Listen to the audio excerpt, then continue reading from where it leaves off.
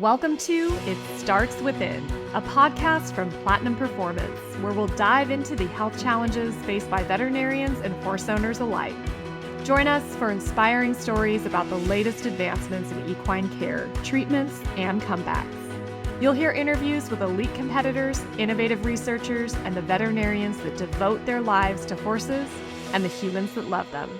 At Platinum Performance, we know the power of nutrition starts within. Hello, all, and welcome to the podcast. I'm Jessie Bengoa, and today we're talking fractures. So from a rider's perspective, this topic is scary, to say the least. And though thankfully more rare than other orthopedic issues our horses encounter, in the event that a fracture does occur, it's these veterinarians here with me today that I would want in my horse's corner. So let's meet them, shall we? First up, and I should warn you, this is going to be, a minute because these people happen to be wildly accomplished. So bear with me. If they didn't have so many degrees, we'd fly right through this. So first up, a veterinarian respected deeply around the globe for his expertise as a practicing board-certified surgeon and a top authority figure in MRI, or magnetic resonance imaging. And that is my longtime friend, Dr. Carter Judy, who practiced for the bulk of his career at the amazing Alamo Pintado Equine Medical Center on California's Central Coast. And he is now educating the next generation of equine veterinarians while still also treating horses in his clinical work at UC Davis. So it is good to see you, Dr. Judy. Thanks for making the time to be here, my friend. Good to see you too.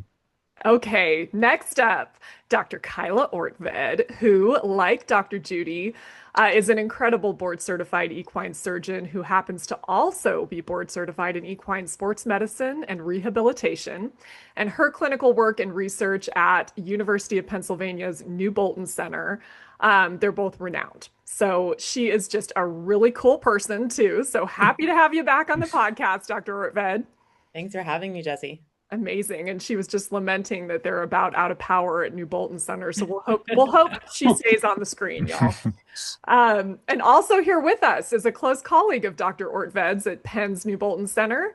And that's Dr. Jose Garcia Lopez, who has long clinical experience, numerous published studies, and double board certifications as well in equine surgery and sports medicine and rehabilitation. And at Penn, he specializes in equine orthopedics, including arthroscopy and fracture repair, along with all things lameness and advanced imaging related. And he's also past chair of the AO Vet North America group, which is really interesting. It's a collective of specialist veterinarians working alongside human physicians and researchers toward really cutting edge advancements to improve outcomes for musculoskeletal disease and injury in horses and in people. So really looking forward to your perspective, Dr. Garcia Lopez, and happy to have you here as a first timer on the podcast. Welcome, sir. Thank you so much, and thanks for the opportunity. It is completely our pleasure. And last up, and certainly far from least, it is our dear friend, Dr. Chris Kawcak from Colorado State University. Dr. Kawcak is a high-level eventing writer himself, a professor of orthopedics and celebrated researcher working to find ways to prevent and treat catastrophic injury in horses and equine athletes. And we'll also throw in a double board certification for him.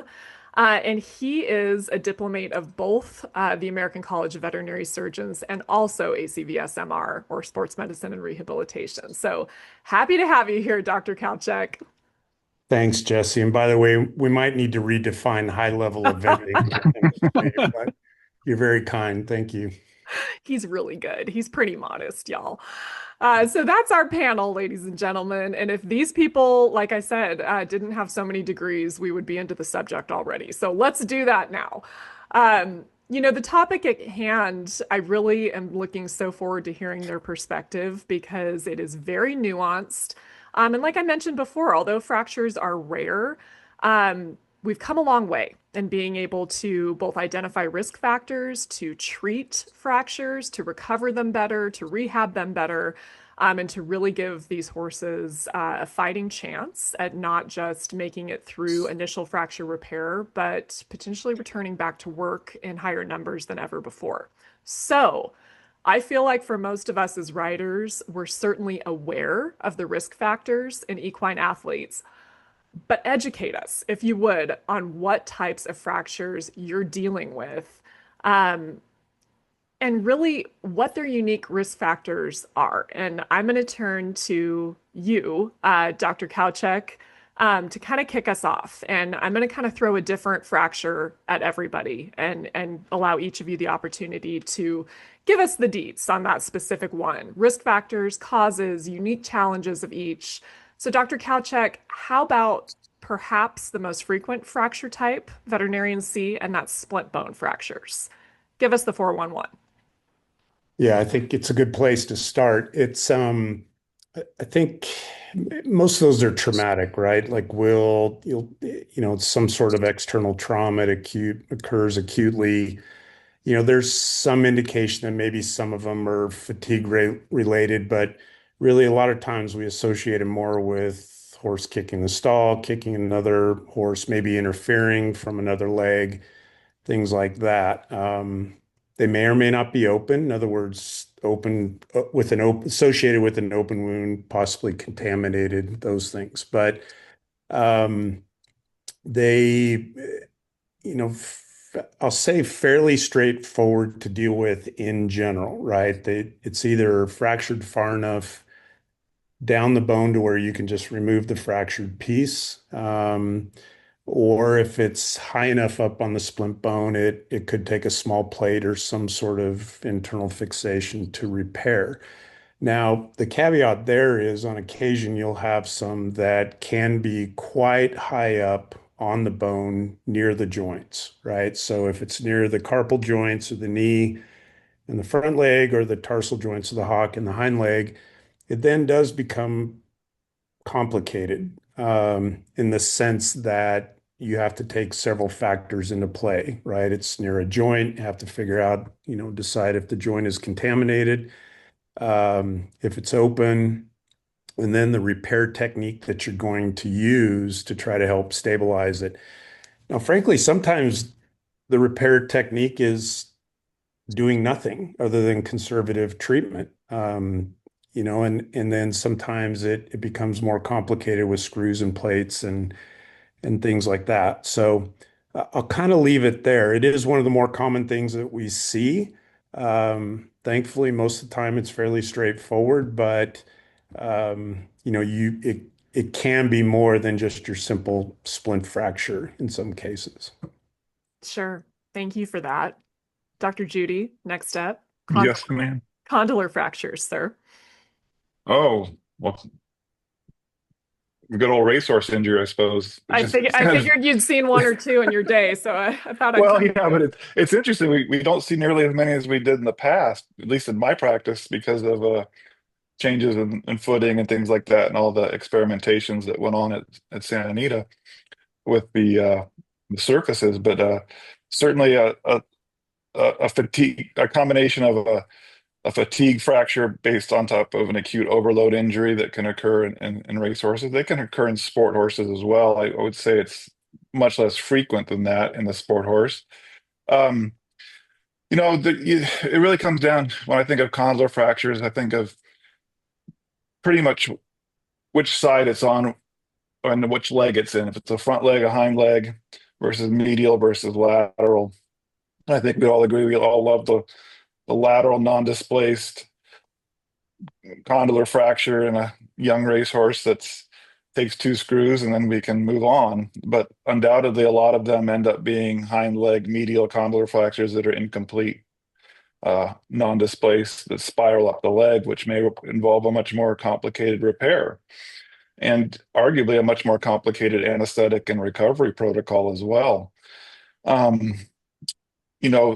There used to be that back in the day that we would say if you put plates and screws on a condylar fracture that they wouldn't have a really good chance to return to racing. I don't know what you guys think back east, but we generally tried to shy away from it and spend a lot of time trying to fix these using CT guidance and then recovering them in the pool or a sling, and try and just use screws because we found we had better success rates that way.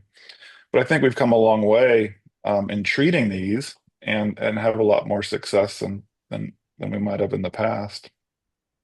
Excellent. Thank you for that. Dr. Garcia Lopez, up next, fractures of the elbow. Um, well, that's it's actually another one that we've been quite fortunate, just because, again, even though it's a quite important bone in order to maintain the triceps apparatus in the horse, it's it's a secondary bone, meaning that it's a long bone that is not directly weight bearing. So it's attached to the radius, which give us some biomechanical advantages compared to some of the other long bones in the horse. It's one of the most common long bone fractures that we're going to see. I'm going to see it both in racehorses and non-racehorses. So it's one that surgeons, almost regardless which area of the United States, North America they are, they'll be able to see, because it's not necessarily restricted to one type of athletic work or discipline. A lot of them are also the result, can be the result of a kick. So they, similar to what Chris mentioned, they can have an open wound that then can also complicate the matters. But it's one that I think that we've done a fairly good job describing the technique in which you place in most of them one plate, sometimes two plates if they're, if they're in multiple pieces, or if it's a horse, maybe of the 550, 600 kilograms, with enough comminution or fragmentation that you're worried that a plate alone will not do it. But it's one of these places that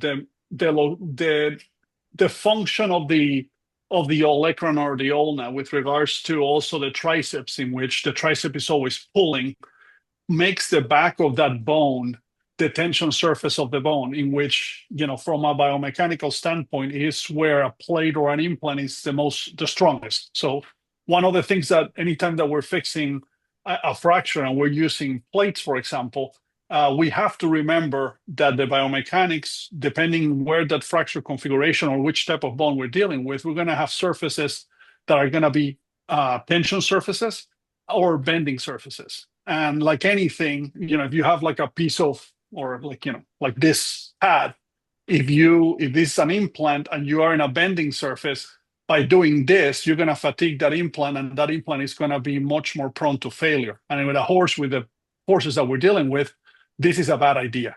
But by placing the plate in a place that is tension, in which you're pulling, because the triceps is always pulling that, and the carpus is locking, then the implant becomes actually quite strong.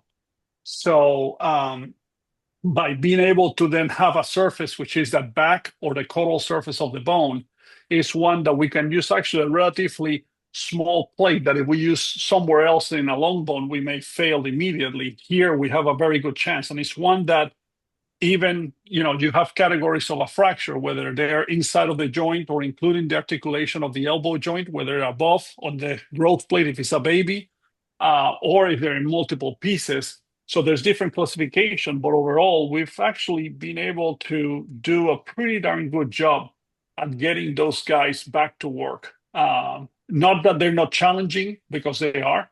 And sometimes recovery obviously could be, is something that if you have a system, whether it's a sling or a pull recovery, especially for a bigger patient, is something that is, helps avoid failure due to maybe suboptimal recovery process.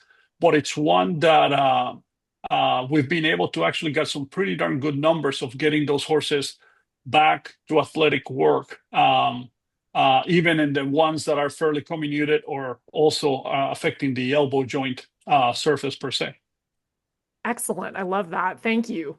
So interesting. So Dr. Ortved, I feel like Oprah, y'all. You get a fracture. You get a fracture. You get a fracture. Okay, Dr. Ortved, you're up.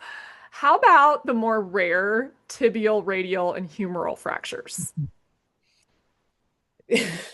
Just to complete the whole I circle. probably should have warned each of you which one I was going to throw at you, Yeah. but this keeps it Yeah. so much more interesting. Yeah.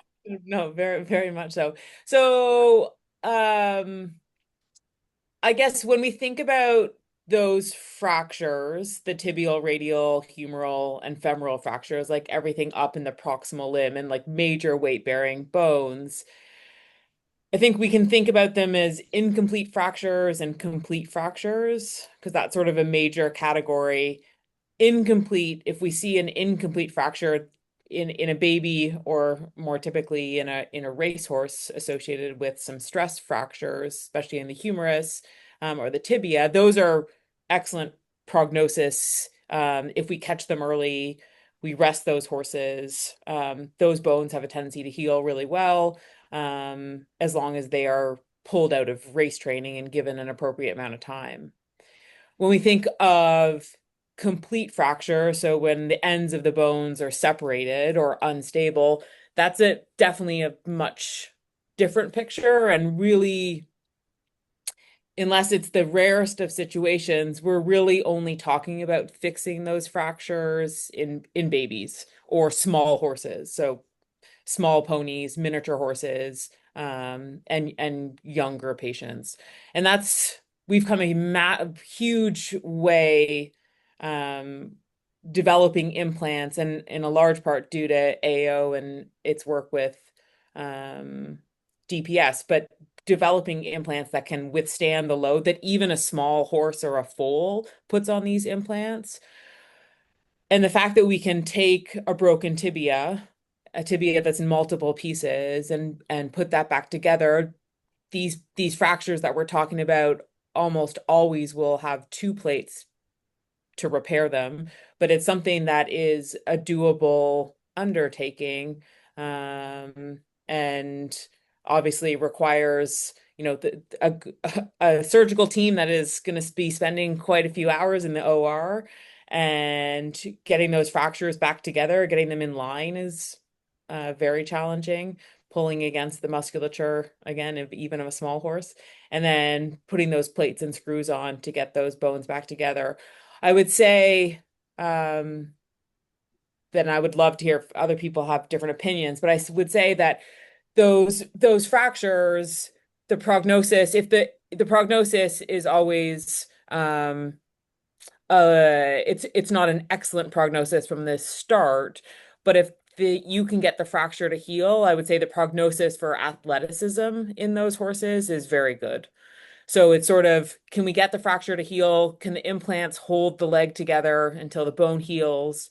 And then if it does, and we win that race, then the ultimate athletic prognosis for the horse is very good. Those fractures are challenging from multiple standpoints. One of them I already mentioned was just the load that's placed on the screws and plates. But also we have higher risk for infection, higher risk for issues in the other leg, because it's going to be holding up a lot of the weight of the horse. But yeah, there's something that is, I think they're pretty dramatic for people to deal with if they see them. Even in a foal, let's say we had a humeral fracture come in this week, and the foal flipped over, thought it could jump a fence. It's very small, could not jump the fence. Flipped over, fractured its humerus, and it is immediately non-weight bearing. There's a massive amount of swelling. So I think for people to see that, it's a little bit overwhelming. But I guess in everything we're talking about, probably one of the most important pieces of advice that I was given many years ago, and that I think is really valuable for anyone seeing these horses, including clients, is it's always important to have the horse evaluated, because I think there's a lot that we can do that maybe people weren't aware of, or a lot that's been developed in the last 20, 30 years that can be used to treat some of even really severe fractures. Excellent. Any additions there? Otherwise, I have one more I just thought of, and I'll point it at Carter. Yeah. Dr. Judy, sesamoid fractures. Oh, so that's my fracture. I thought you were gonna go with P2 fractures. Well, hey, if anybody wants to take that, feel free. We're just gonna that's go the around the whole skeleton. I was saying the P2 fracture. I'll do the P2 fracture one. We just had like three of them in the last week. Why don't It's you like take when, P2 and we'll have somebody well, else no, raise I their mean, hand for yeah, sesamoid. yeah. That I think that's probably the most prolific fracture in our profession. I don't know if you guys agree or not, but it seems like we see more P2 fractures and more studies have been done on pastern fusions and things like that associated with P2 fractures than probably any other fracture that's out there. We see them in every breed and discipline, but I would say the Western working horse is obviously very much overrepresented. But we see them at eventers, you see them in jumpers. I had a dressage horse this week of all things, that had one, and I think the key to those is knowing that those fractures are almost always articular. I mean, they always break into a pastern joint at minimum. And the key is to figure out if they break into the coffin joint as well, because that can really affect the ultimate prognosis for long-term athletic soundness. But even if they do break into the coffin joint with proper repair and time, and fusing the pastern joint along with repair of the fracture, you can often get very successful cases. Um, and the prognoses can be quite positive in the long run for return to full athleticism, especially with the hind limb in a Western working horse. Those horses seem to like almost prefer to have their pasterns fused and the fracture fixed. I don't know if Dr. Kawcak probably sees it for a number of those out in Colorado.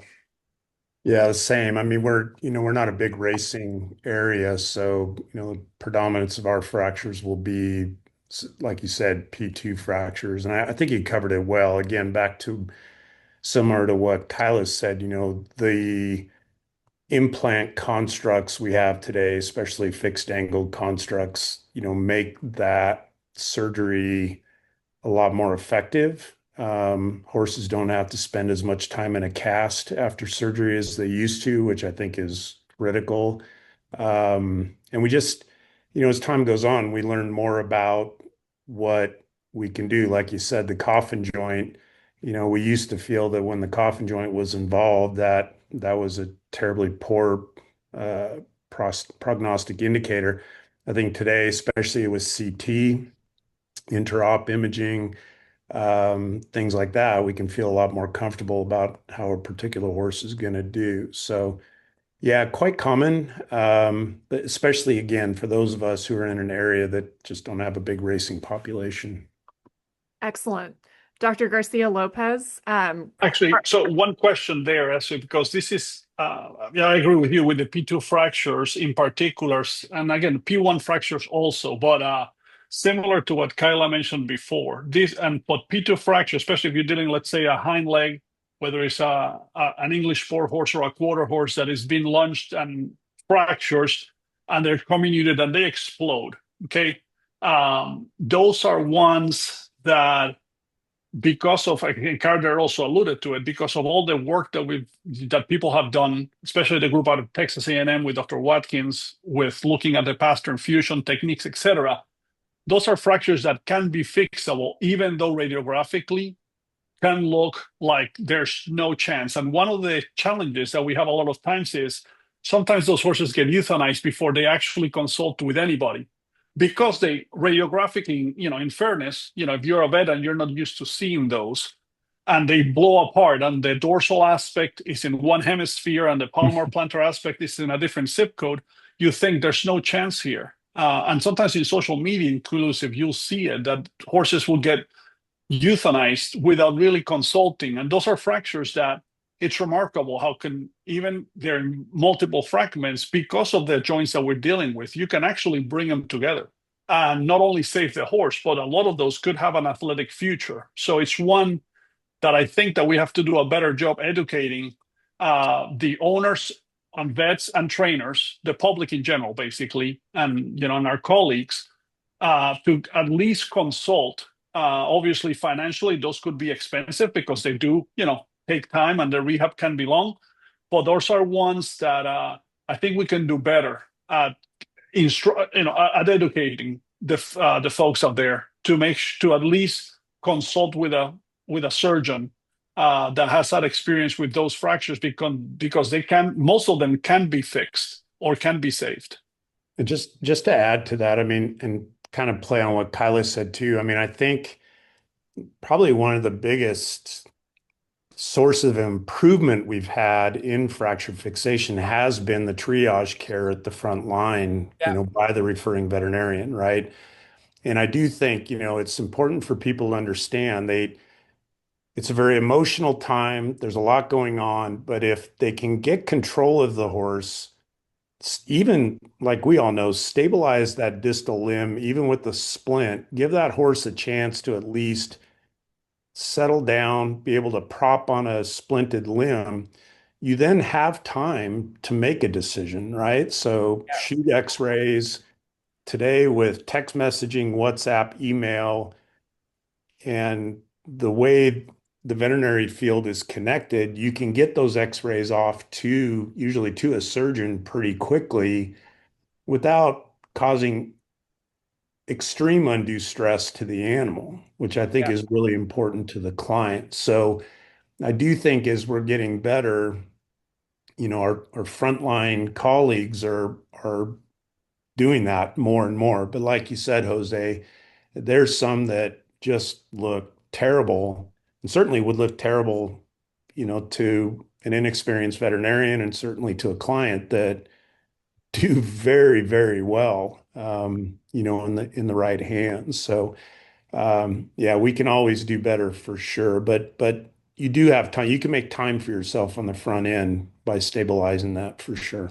Mhm. Yeah, it's one thing to bring up too is that the fact is it's very rare that we rush into these and do the surgery literally the same day. We most of the time we're stabilize them, get them calmed down, do them the next day.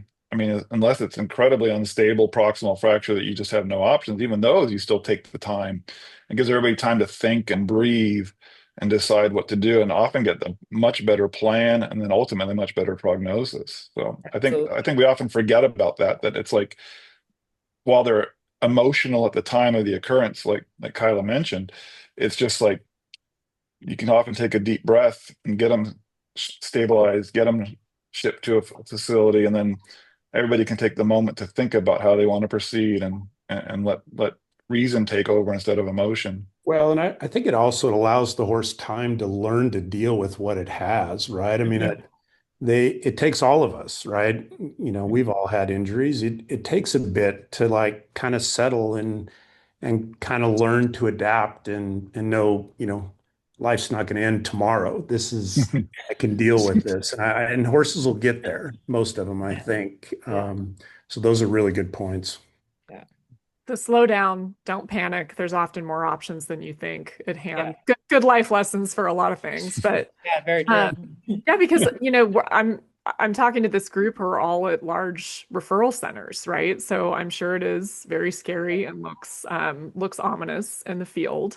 And I think a lot of horse owners are thinking of that injured animal getting on a trailer and coming to you all, and thinking, oh God, there's no way, how could they do this? But really, those cases can turn out Yeah. positively. Okay, well, that's very good to bring up. And Dr. Ortved, I want to briefly turn to you for a second because a lot of the things that were just mentioned have been pretty significant advancements, in this particular subject area in the last decade. 15 years, we've come a long way in a pretty short amount of time.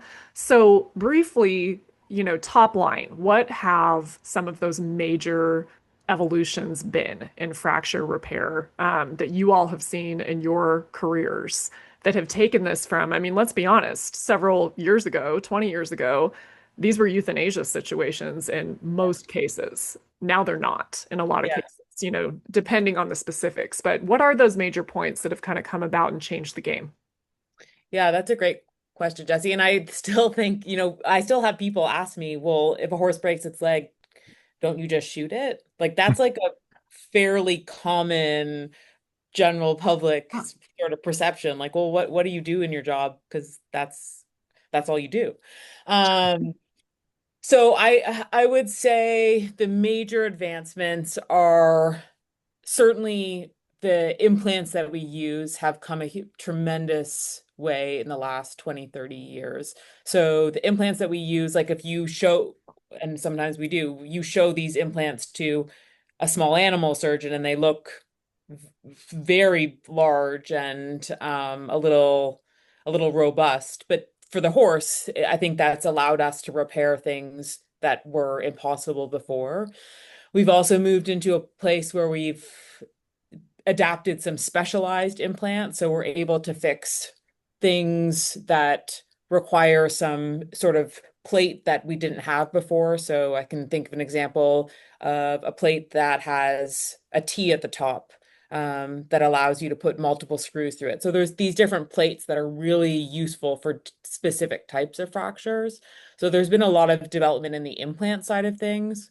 So I'd say that's one. I would say the second one is the use of advanced imaging has transformed what we do on multiple different ways. I think one way, probably the most important thing, especially in the sort of racehorse, sport horse world, is that I think advanced imaging in a lot of ways has helped us prevent some fractures from happening in the first place, because obviously that's, if we can prevent the fracture, that's the best place to start.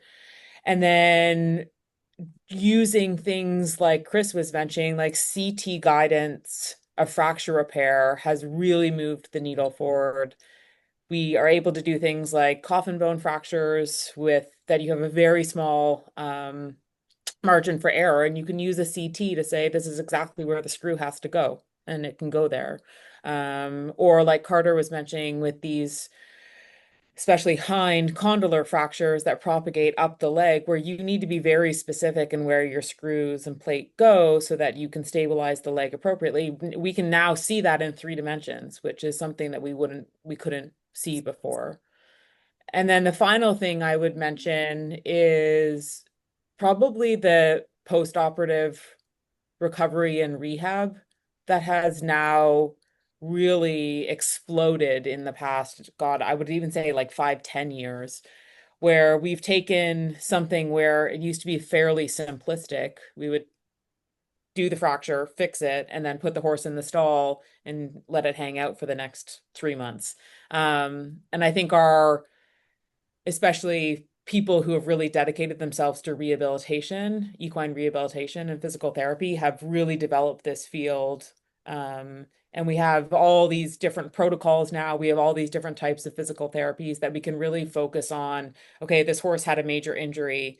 Now, how can we take this time to rehabilitate it so that it regains strength, fitness, proprioception, the use of this leg that was fractured, and now we're dealing with all the soft tissues around it. So I think that's probably another huge thing that has allowed us to get horses back to work and back to being sound and doing their job. Yeah, I mean, there's been a world of improvement on all of these avenues Yes. simultaneously. It's pretty amazing to see. Yeah. I've gotten the chance to peek over Carter's shoulder. Makes me sound like kind of a stalker. It's flattering, Carter, to peek over Carter's shoulder on numerous occasions as he's, performing this imaging and CT and MRI and that type of thing. And it just is, it's fascinating the amount of detail. And I feel like Yeah. it has drastically decreased the amount of game time decisions that have to be made. I mean, Yes. you're able to really plan these procedures amazingly thoroughly. Obviously, there's always surprises, but it really has, increased the amount of information you have at your disposal as surgeons going into these surgical cases. Dr. Garcia Lopez, I want to turn to you for a Yep. minute. You're up. How about some of the risk factors that we're dealing with? And I'm gonna talk to Dr. Kawcak, about this a little bit further down the line, but I want to touch on this for just a minute. So, what are some of these contributing factors to fractures? Anywhere from nutritional deficiencies, genetics, training and conditioning practices, different drug classes being administered. Top line, kind of briefly, what are some of the risk factors that are going on? Obviously, there's accidents, right? Horses are being Sure. kicked. There's things that happen nobody can predict or prevent. But what are some of the risk factors that we know of in fractures? So that's a great question, because some of them obviously, not obviously, but some of them had been mentioned already with regards to, I actually think that 20 years ago, a risk factor just historically was thinking that we had to do that surgery right away when the horse came in every single one of them, regardless of how, what type of anesthesia, OR team, and surgery team you had available. That is a P1 or P2 fracture. It has to be fixed that night. When I was a resident in the 90s, the horse, if it came with a P2 fracture, it would be done that evening. And I think actually that's one of the risk factors that we've been able to identify, that you actually can stabilize the patient, and the patient can actually do better. If it gets used to demobilization, you can take care of systemically, so any type of shock, dehydration, etc. And then also you start with a fresh team, and plan and time to plan what you're going to be doing. So I think that's something that historically I think we're recognizing now, and we're doing better there. Other risk factors, I think that for the most part we're dealing with, depending where you are in North America with regards to conditions. Like if you are, let's say, in the Northeast in the winter, and it's, New England, for example, gets quite icy. You have indoor footings, let's say, that also with the synthetics, that can actually get super hard. Then the horses, let's say you're dealing with an English 4-horse and dressage horse, and you have them doing some free lunging in very, very cold days. Those horses, those are where a lot of times we end up seeing these P1, P2 fractures, because just the conditions are such that you just end up developing way too much stress. It gets concentrating, and then you have these comminuted fractures that are, could be a disaster. Sometimes unfortunately, and this is one thing that still has some debate, but I think that we can agree for the most part. It'll be kind of interesting to see what the rest of the group says from medication standpoint. For example, some horses that are, especially, let's say, now it's prohibited on the race horses, but horses that sometimes get some repeated use of bisphosphonates, let's say, in which you could affect the density of the bone or the brittleness of the bone. Those horses potentially can be compromised. It definitely subjectively seems to affect how they even heal post-fracture. So not only they affect potentially developing the fracture to begin with, those with chronic use, but those that also has been used could actually affect the post-operative care and also the outcome, because of the fracture tends to delay in those cases because of that, the alteration of the osteoclastic cycle of things. And, I think, from a nutrition standpoint in general, I think maybe the rest of the group can add. I think, obviously, like having a horse that is properly, with a proper level of access to good quality forage, concentrate in the ones that are doing work, and also electrolytes become important, just like kind of any patient. But I'm not sure whether that in particular can necessarily predispose them to a fracture. I think they can predispose them with the sense of, how they're doing from a physical stamina, cardiovascular fitness standpoint, which then can get them to a certain level of fatigue maybe sooner, that then can actually just put too much pressure on some of the bones and then develop the fractures. But, Yeah, I like how you brought up fatigue, not just in the overall animal, but in the bones themselves. And I remember Dr. Herthel, who obviously Dr. Judy was extremely close with, who always said a fatigued animal is going to be an injured animal at some point, so I like that. Okay, so Dr. Judy, I'll come to you next. Yes. Let's talk surgery specifically. So you've operated on what seems like an infinite number of these cases over the years. Not to make you sound old, you're so spry, but talk to Getting me. older. Talk to me about what you're considering. We've talked about taking time to plan these surgeries, and you actually sometimes have more of it than at first glance. What tools do you have at your disposal? What are some of the intricacies of these surgeries, and how you're handling also as these horses come out of surgery, bringing them out of anesthesia to minimize the risk of immediate re-injury, which is a biggie in these cases? I think, well, that's kind of a multi-factor it could be a whole podcast in Yeah, itself, this could be probably. we could be here The all day. Yeah.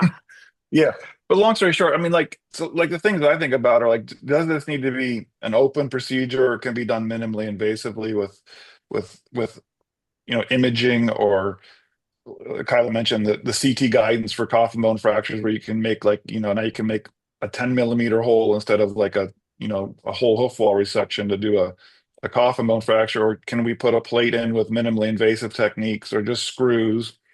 Um, I'm thinking, does this procedure need to even be done under anesthesia a lot of times? Can some of these procedures be done standing under light sedation with local anesthetics? Things like we brought up the condylar fracture earlier, non-displaced lateral condylar fracture. That's, you can very conceivably treat that with, standing without the risk of general anesthesia. Then, as far as the intraoperatively, I think the use of fluoroscopy and CT guidance has come a long way in helping us figure out the best places to put these screws, not just doing these massive open procedures where we expose everything to see it, and then bringing them out of anesthesia. I mean, there's a whole host of things, whether you're using a lift system, a facilitated recovery system, a pool, a sling. Those are all good recovery systems, but when push comes to shove, a lot of times it seems like the anesthetic protocols that we use can really make a big difference in how these horses recover. And having, like Dr. Garcia Lopez mentioned, a really good anesthetic team can make all the difference in the world in how these horses do post-operatively and intraoperatively, during the whole time. So.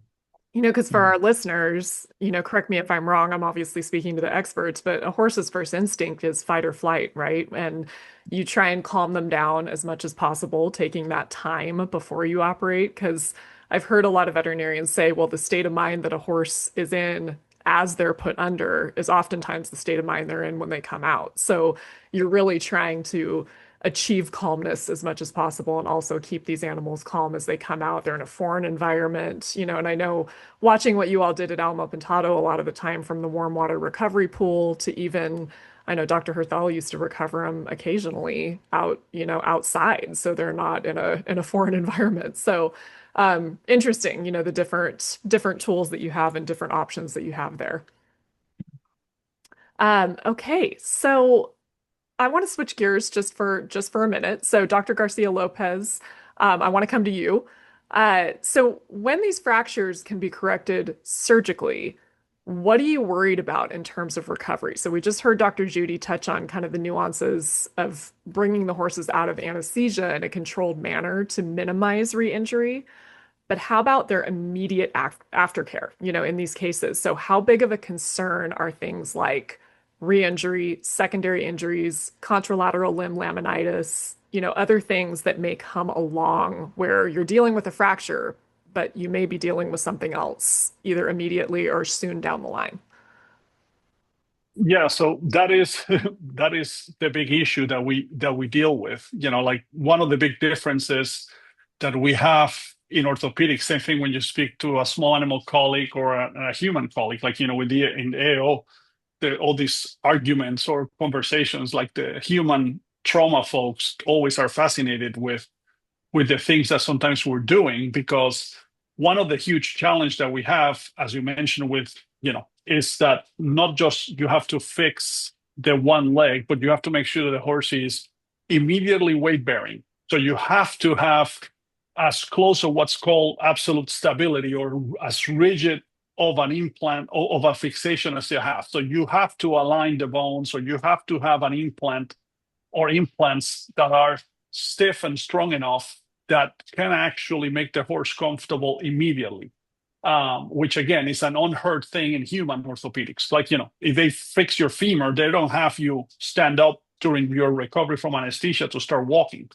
And that's exactly what we're asking the horse. So we're asking the horse to not only wake up, not only deal with this fight or flight or this response, which again, I cannot agree with Carter more. Like, it's like the anesthesia team to me makes all the difference, and the protocols have made a huge difference. And it's a team effort, and things can go to hell in a handbasket if you don't have a good protocol. Even in the best situation, sometimes can happen. But like to minimize all those, an anesthesia team means makes a world of difference. But once you get them up, as you mentioned, like now we have a horse that we need to have fully weight bearing or as much weight bearing as possible so it can actually distribute and be able to move around. Otherwise, we're going to have issues. We may actually have a fracture that could actually potentially heal, but the other foot, because we spent X amount of time just favoring that fractured limb, that can develop laminitis. So, one of the big things, and these are things that we obviously don't have all the answers right now. There's at Penn, we have the fortune to have folks that are just even looking at some of these issues with the foot, like, out of the lab of Dr. Andrew Van Epps, in which is doing some really, really interesting stuff, just looking at the feet, not only the affected foot, but all the other ones, and also using AI in the stalls to be able to monitor how much the horse is moving around, how much the horse is standing, how much the horse is weight bearing, to try to actually prevent the development of things like contralateral laminitis, or if it's happening, to be able to identify it early versus when things might be in a place that you may not be able to do much, or now you're dealing with yet another complications that may be even worse than the fracture to begin with, and it just really makes everything even more challenging, than already was. So, to be able to have a horse that can have immediate comfort, that's number one. You need to have you need to be able to have a patient that is comfortable, that is fully weight bearing in all four, also that can be moving around, whether it's in the stall or going for short hand walks. As also we've been able to see that being able to move is also going to be very important for that, for the health of all 4 feet. Then, of course, one of the huge things that we have in the horse that is even more so than in small animals and in humans is the development of postoperative, surgical site infections, like the development of biofilm, basically, which is this film of resistant bacteria over the implants that could also make, in humans, you have a certain percentage of patients that can have postoperative infection. In horses goes XXX. So we already are dealing with a patient, even if the fracture is closed, that is, if it's open, like as Chris mentioned at the beginning, that you have a wound, that obviously you have to be dealing with at the time of surgery, and the chances of getting infected post are higher, obviously, than if it's without a wound. But even fractures that are closed can also have a huge, they're much more prone than any other species that we deal with, meaning humans and canines and felines, to develop those postoperative infections. So having not only good surgical protocols, again, this is also where some of these minimal invasive techniques have helped us to try to minimize some of that from developing, also using some biologic healing principles to be able to try to get things to heal as quickly as possible, or to use actually the hematoma or the callus that we have, or the milieu of cells and growth factors in a fracture without getting them disturbed, to try to get things going sooner. So all those things have helped us, but we need to have, whether it's antibiotic protocols or monitorings, whether we're doing sequential fibrinogens or SAAs, to be able to monitor whether we're having any changes on the inflammatory markers, to see whether we can identify those potential postoperative infections early. So we need to have a patient that is moving, weight bearing, need to try to do everything possible to reduce the chance of postoperative infection, or if we're going to be developing, to be able to identify it, not to put blinders and think that things are, you're hoping and praying that things are good. Praying, whether you're religious or not, in this case, doesn't really help. Might make you feel better, which is great emotionally, good for you, but it doesn't help bacteria when they start eating on the implants or being seeded. So you need to recognize it. So if you'll be able to identify those, that something is happening, to be able then to change your strategy, whether it's to provide drainage, to change antibiotics, get a culture, etc. All that becomes super important, because that will affect how comfortable the patient is. Once again, it's going to go back to the feet.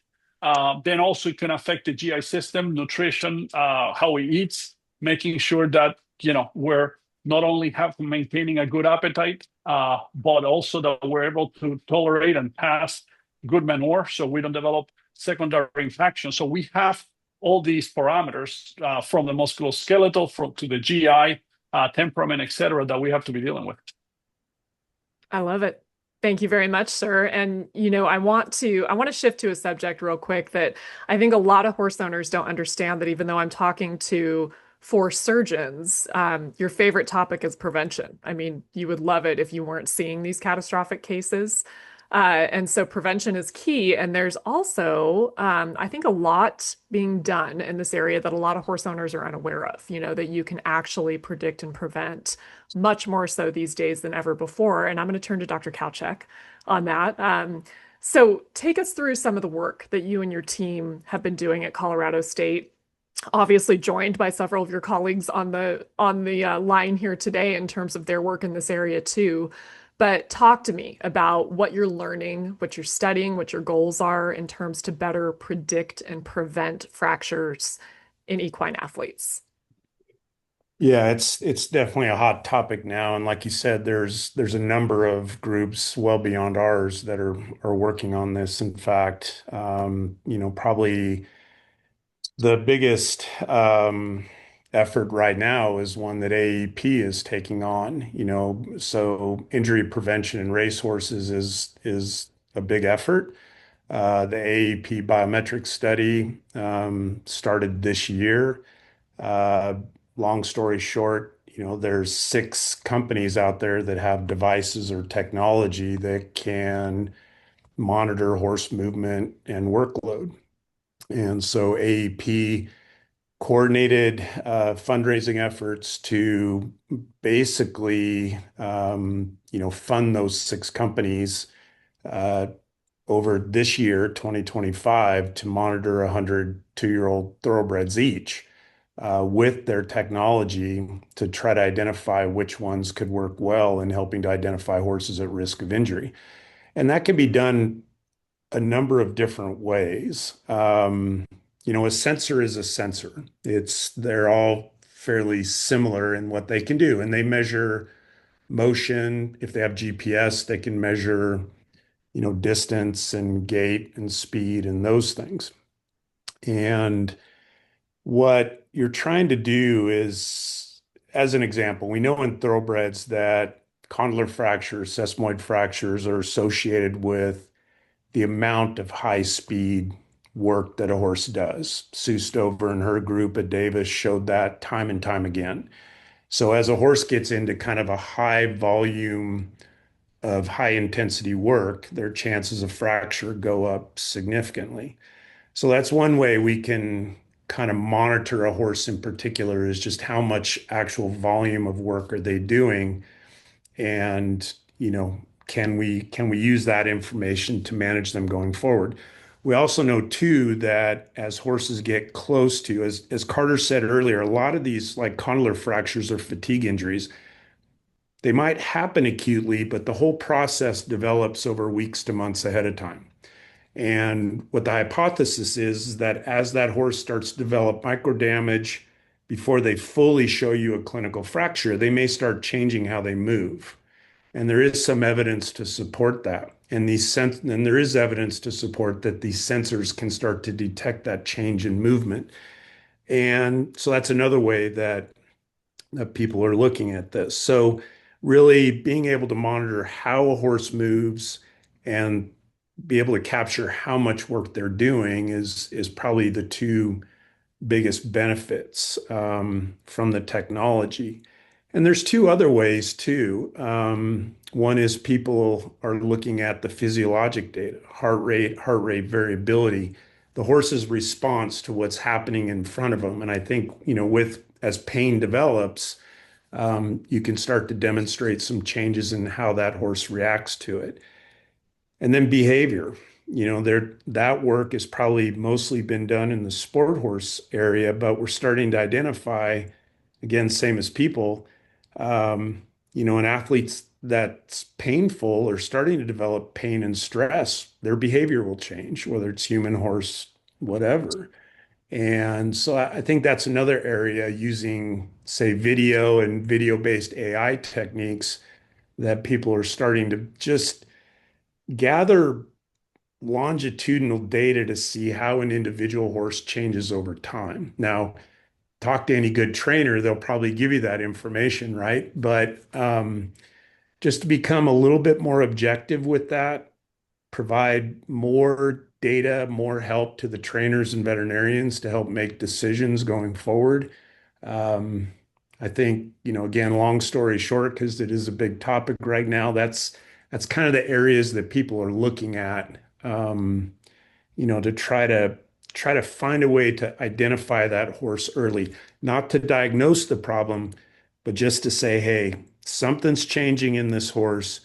We probably need to put eyes on it. Maybe it needs a PET scan, CT scan, things like that. But the goal right now is to identify that a horse is changing and then try to pull him up and do a little bit of a deeper dive on what might be going on. You want to see the storm coming before it hits.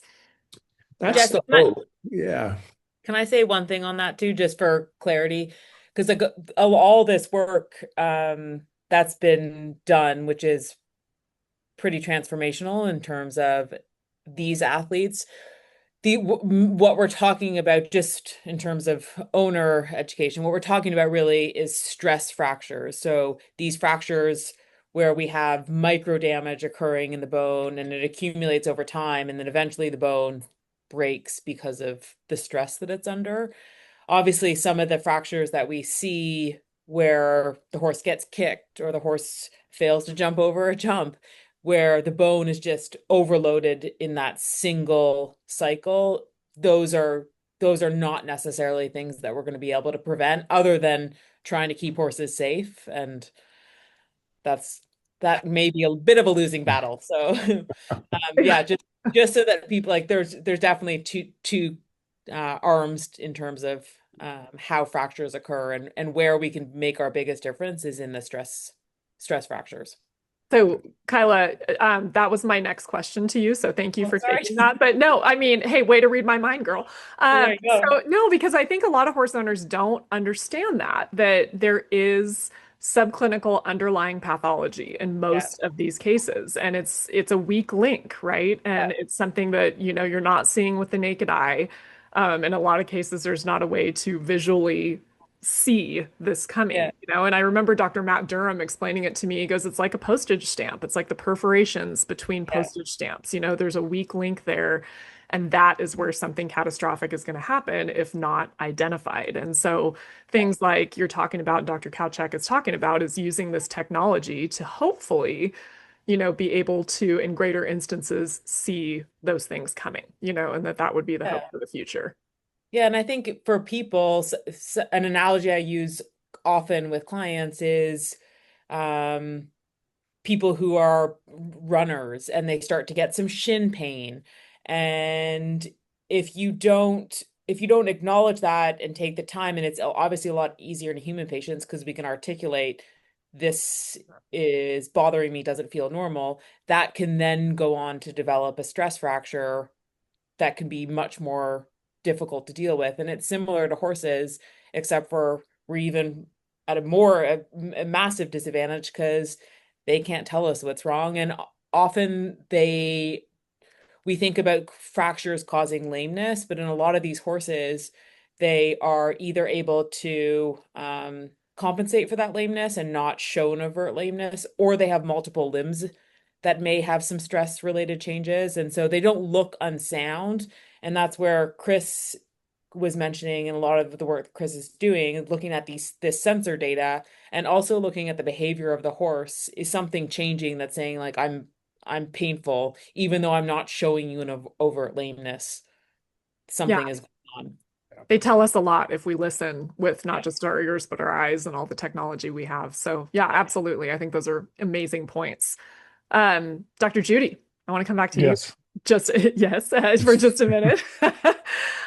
So at Platinum, we obviously focus on what can be accomplished nutritionally to, like Dr. Lopez was saying earlier, to maintain healthy horses before there's an issue, like it's a whole horse approach rather than just focusing on bones or joints individually. Um, and so that's kind of our world, and also to support horses as they recover from injuries like this, and when bone remodeling is happening, and so on. So we've worked together a long time. So I wanted to point this question at you. Can you talk to me about why nutrition in particular can be a valuable tool in both of these uses? Given that horses require these proper building blocks to support strong joints and soft tissues and bones and all of the things. So how does nutrition come into play? And as a surgeon, when and how are you recommending its use? Well, I mean, nutrition is one of the foundations of everything we do, right? I mean, it's what goes in is what comes out. So without proper nutrition, proper weight, proper fitness, they're all parts of the bigger puzzle. And nutrition provides the building blocks. It provides the macro and micronutrients that need to be available for the healing process to occur. But more importantly, it needs to be there when those micro injuries occur, as opposed to, you know, like we've been talking about prevention as much as we've been talking about treatment. And if you have that nutrition, that proper nutritional balance from the get-go, and you have these stress injuries or these micro injuries, these micro fractures, and those nutrients are there and available to the horse to do the healing, you're in a much better spot at the time of the micro injury than chasing it 6 months later when they have a macro injury like a full-blown fracture, or 3 months later or 2 months, whatever it is. So, nutrition is a foundational component. It's one of the things at the bottom of the pyramid, in preventing these things, along with generalized fitness, uh, and training and things like that, and not overdoing things at the same time. So Yeah, I love that. How about you, Dr. Ortved? Any thoughts? Yeah, I think Carter's points are all really well taken. And I think the idea of nutrition and a strong foundation sort of goes into this idea that we've been talking about as not just looking at the bone and the fracture and the screws and the plates, but the horse as a patient, both preoperatively, or hopefully it never gets to the operative stage, but the horse pre-injury. How can we prevent these injuries from happening? And then if it does happen, how can we best support the patient? I think that something that we definitely see and is, I think, sometimes striking for owners that go through the process of having a horse have a major fracture, be hospitalized and treated for it, is these injuries are very stressful on the body of the horse. They require a massive metabolic response, and being able to support the horse nutritionally through that is huge. And it's something that we pay very close attention to. And whether you're using some sort of supplementation, and I'm not just saying this because I'm on the Platinum podcast, but we have a lot of these post-op patients on healthy weight to try to support them during that post-operative period. And then moving into the further out post-operative period where, again, during the rehabilitation time, where you're asking these horses to do quite a lot to fully recover. Treating the horse, the whole horse, I think, is critically important. Yeah, I mean, obviously we couldn't agree more, but and having it be there as a complementary therapy, right? I mean, there's so many different tools at your disposal, especially in a rehabilitation scenario. So I know that Dr. Judy, correct me if I'm misspeaking, but you would discharge with CJ and Osteon a lot to make sure that you're supporting bones and soft tissue, that those surrounding structures as well as the injury itself and the whole horse. So do you want to elaborate on that? Oh yeah, I mean, yeah, we used a lot of the Platinum Complete Joint, especially when there's articular components to it, and then the Osteon, obviously for bone, and I use it for tendon and ligament injuries as well. But it's it provides a nice foundation of the micronutrients. I mean, we often forget about the bioavailable silicons, the coppers, the zincs, those things. We all think about calcium and phosphorus for bones, but they need much more than just the building blocks. They need the micronutrients that provide, cellular transport and aid in things like that, and aid in healing and aid in bone reformation and remodeling. So yeah, no, I use it quite a bit. But it's not, it's also, I think Kyla brings up a really good point with the term healthy weight. We often forget about the overall fitness of the horse as these guys remodel. They'll go from being a very fit animal to being a blob, for lack of a better term, and that's not beneficial to the healing process at all. So we got to make sure that we maintain their weight, that we do get the other components working as well, muscles, nerves, all the soft tissues or gastrointestinal tract. Everything needs to be in balance for these animals to work and function properly, let alone heal. So Yeah, 100%. And, the healthy weight being flax oil, cold pressed flax oil infused with vitamin E, delivering omega-3 fatty acids, so healthy fats to horses that need yeah.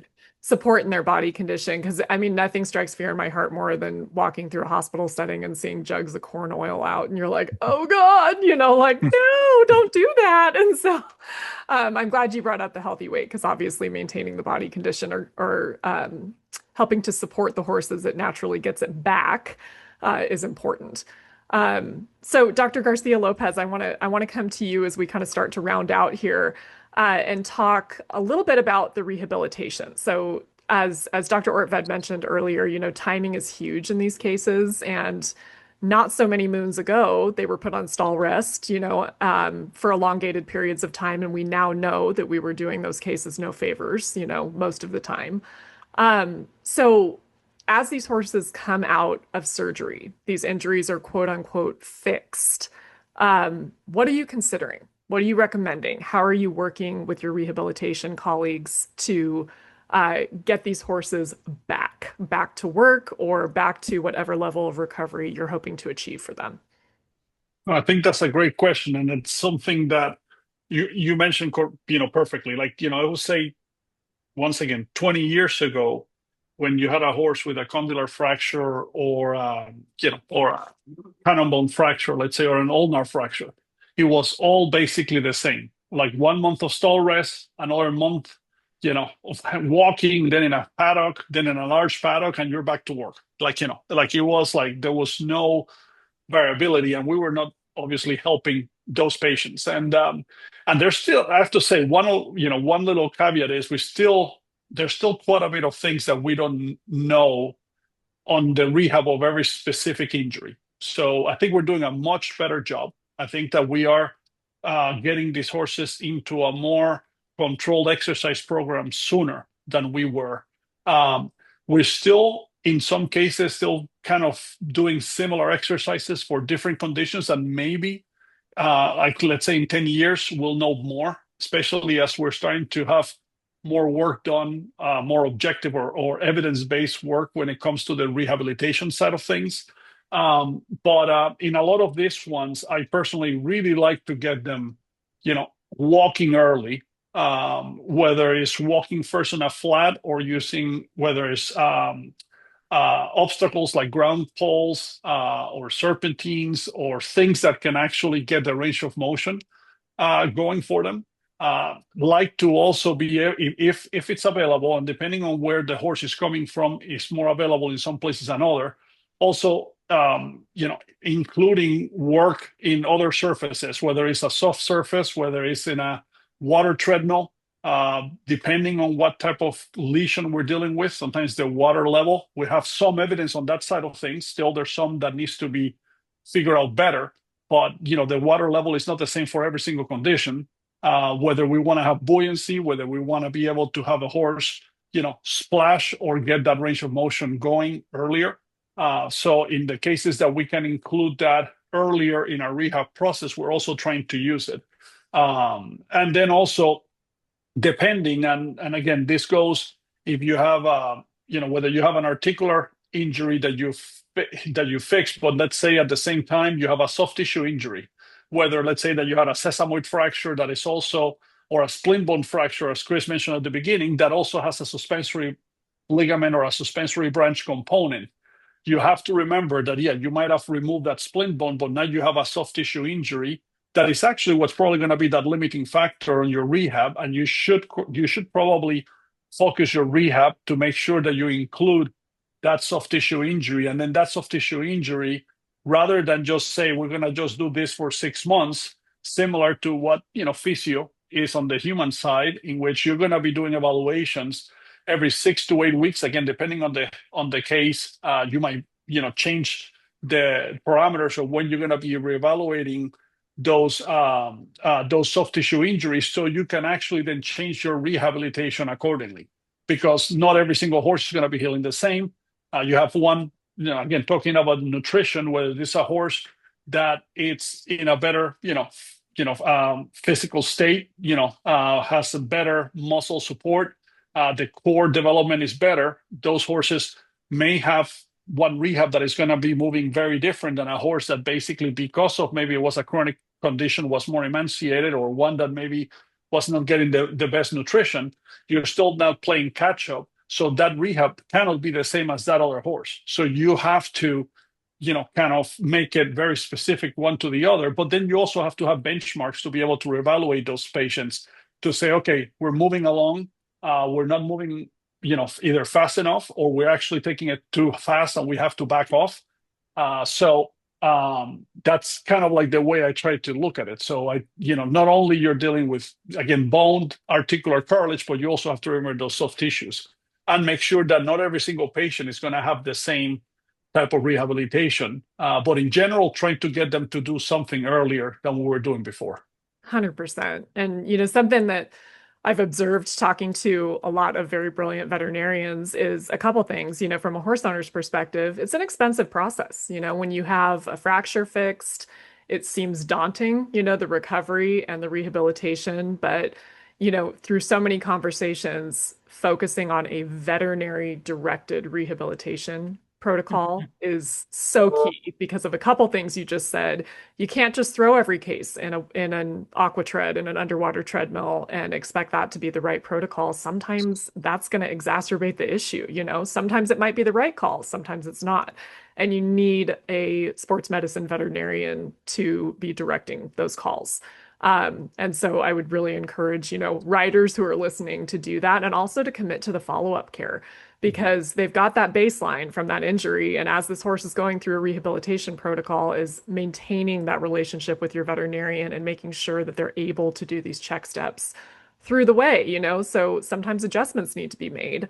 And predicting that on a guess is dangerous, especially, considering the original injury and also the soft tissues that could be involved as well. So, I think it's important. And one other thing I was thinking about when you're talking about body condition is horse owners realizing how important metabolic health is, and not fully understanding the tie between metabolic dysregulation, soft tissue injury, predisposition to fractures. I mean, and it goes so much further than just a heavy horse being more prone to fractures, but paying attention to your horse's metabolic state and knowing that as riders and in certain disciplines, we've got to change our thinking, right? And make sure that the horse is kept in a proper metabolic state at a proper weight, which is oftentimes at a little bit of a lower body condition score than we're typically accustomed to seeing. So, any thoughts on that before we close out? Sorry, Chris. No, go ahead, Kevin.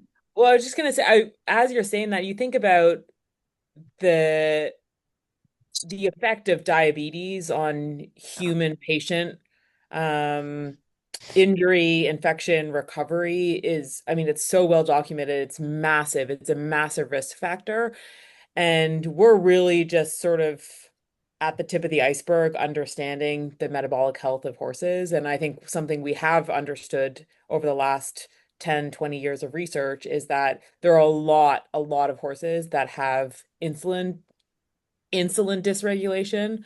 It is not the same as human diabetes, but it creates a similar environment in the body.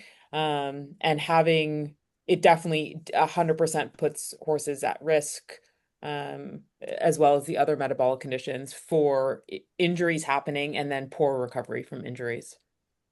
Yeah, Dr. Kawcak.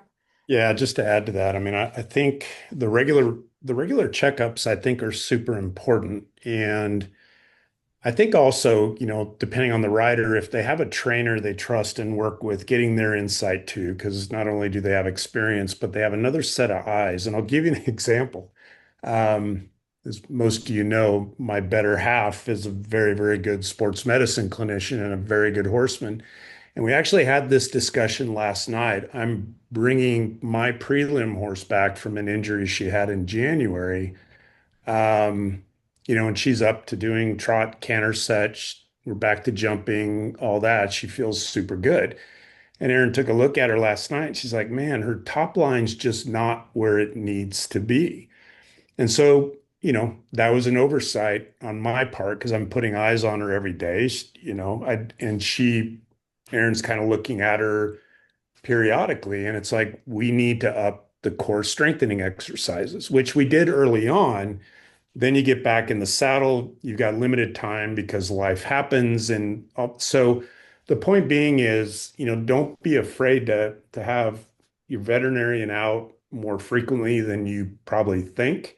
Work with your trainer, other horsemen, get opinions. You don't have to use all the opinions, but I think sometimes in there, somebody will see something that you missed, and it can be, of huge value in bringing that horse back. So, yep, 5 days a week, I'm doing carrot stretches and belly tucks and everything else. So, Chris, I think we also need to add that Erin is a high level event rider. it does, right? She sees it, and it's those experience, and like my trainer says, she finally got to see her last week. She hadn't seen the mare in a couple months, and she's like, she looks good, but now the goal is be better than you were before this happened.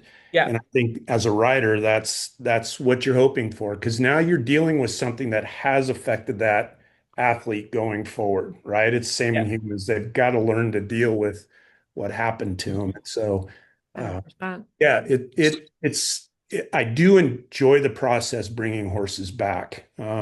It's a challenge, and you've got to be ready to kind of pivot, based on how they're doing. Well, and Dr. Kawcak, by the way, is referencing his amazing wife, who also practices at Colorado State, Dr. Erin Contino. And now we have an insight into their dinner table conversation, folks. So they talk about the top line. There you go. Pretty much. Yeah, that's it. Amazing. Well, there you have it, ladies and gentlemen. Veterinary medicine has advanced so greatly in the last decade or even two, and not just successful treatment of fractures, but in better understanding the causation, how to prevent these injuries from ever happening, which is arguably the most important part of the entire puzzle. So when they do occur, though, veterinarians, surgeons, and sports medicine specialists like the faces joining me here today are on the front lines, healing these horses with their expertise and the advanced tools at their disposal. So we've learned a lot, and that knowledge continues to expand thanks to the people like this sitting in front of me today. So true champions of the horse, and we are ever appreciative of their efforts and knowledge in this area and so many others. So I want to thank Doctors Judy, Ortved, Kawcak, and Dr. Garcia Lopez for joining me here today. And I hope you learned as much as I did from this group. So thank you for coming along for the ride. And until the next one, I'm Jessie Bengoa. Take care all.